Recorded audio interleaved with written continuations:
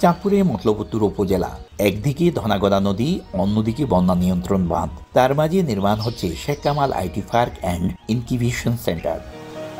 প্রকল্পে থাকবে প্রশিক্ষণ ও একাডেমিক এবং গবেষণা কক্ষ, থাকবে বঙ্গবন্ধু কর্নার ও লাইব্রেরি, আর নদীপাড় ঘেঁষে খেলার মাঠ।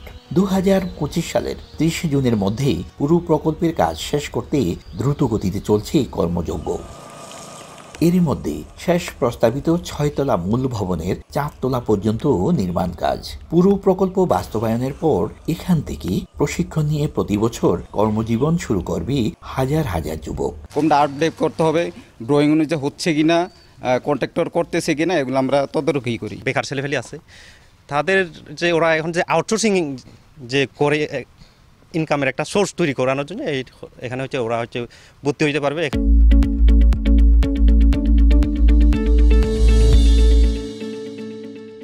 6 একর জমিতে Sheikh Kamal IT park and incubation centre নির্মাণে ব্যয় ধরা হয়েছে 83 কোটি 35 লক্ষ টাকা। বাংলাদেশ সেনাবাহিনীর তত্ত্বাবধানে প্রকল্পটি বাস্তবায়ন করছে বাংলাদেশ হাইটেক পার্ক কর্তৃপক্ষ ও তথ্য ও যোগাযোগ প্রযুক্তি বিভাগ। ফারুক আহমদ, সময় সংবাদ, চাঁদপুর।